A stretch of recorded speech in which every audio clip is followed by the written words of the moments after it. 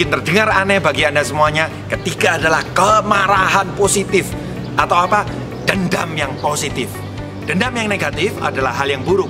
Mungkin pada saat Anda dilukai, disakiti oleh orang lain, Anda kemudian marah, Anda kemudian mengambil batu, Anda menimpuk kepalanya. Itu dosa, rekan-rekan. Tapi dendam yang positif adalah saat kondisi mungkin. Ada banyak orang yang hari ini tidak mempercayai bahwa Anda bisa sukses. Atau mungkin bahkan mereka mengatakan, Nugroho, kenapa kamu memilih MLM? Kamu tidak mungkin bisa sukses di MLM. Bapak Ibu, bayangkan di kondisi seperti itu. Kalau saya misalkan, saya mengiyakan omongan mereka dan kemudian saya stop, saya berhenti. Saya betul-betul seperti kata mereka, dengan saya berhenti, akhirnya saya gagal. Apa yang terjadi? Siapa yang menang? Mereka atau saya? Bagi saya tidak akan pernah berhenti dan mengikuti omongan mereka.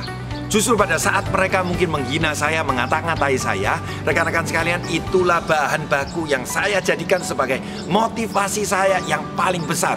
Istilah saya adalah turbo motivasi. Seperti mobil, ada mesin engine-nya biasa, tapi dikasih turbo itu dia akan melesat lebih kencang. Tahukah Anda, impian ketakutan itu adalah engine atau mesin saya. Tapi tahukah Anda yang ketiga, kemarahan dendam positif ini adalah mesin turbo saya, rekan-rekan. Saat saya mencoba memprospek, mempresentasikan saudara saya bahkan dikatakan apa? Nuk, kalau kamu bisa kaya dari Tuhan, tak sembah kamu sama saya.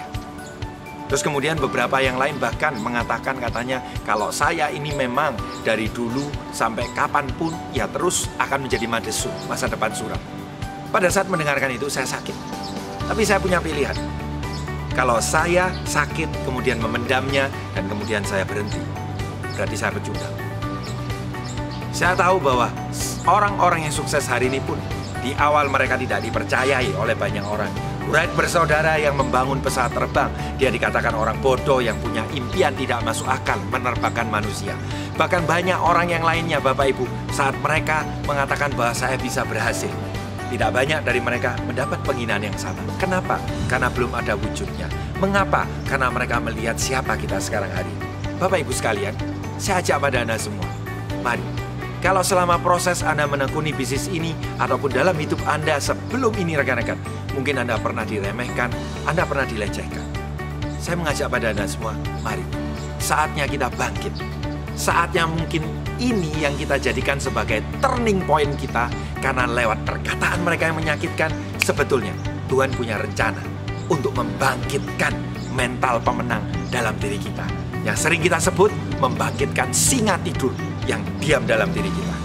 Dan jadilah pemenang, buktikan bahwa omongan mereka salah, rekan-rekan sekalian. Sehingga saya cuma percaya satu hal, seperti itulah proses sukses. Seperti lihat film, seringkali lakon atau tokoh utamanya biasanya kalah dulu di awal. Betul kan? Kalau Anda lihat film, tokoh utamanya tuh menang terus di awal sampai akhir, filmnya pasti membosankan. Tapi seperti itu pula, film kehidupan kita pun sedang dimainkan hari ini.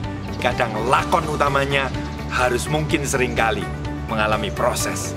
Tapi di akhir cerita dari film itu, kitalah pemenang. 3 alasan ini adalah referensi yang sangat penting mengapa Anda ingin sukses di HDI. Mengapa bahkan Anda harus sukses di HDI ini, rekan-rekan, mulailah dari 3 hal ini. Dan pada saat Anda sudah mencari, menggali, menemukannya, cari upline Anda. Bagikan dengan upline Anda. Dan kemudian tanamkan dalam diri Anda. Karena semakin kuat why Anda, maka bagaimana caranya yang harus dilakukan, saya percaya akan menjadi mudah. Karena why itulah yang akan menjadi pegangan kita. Terima kasih, selamat pagi.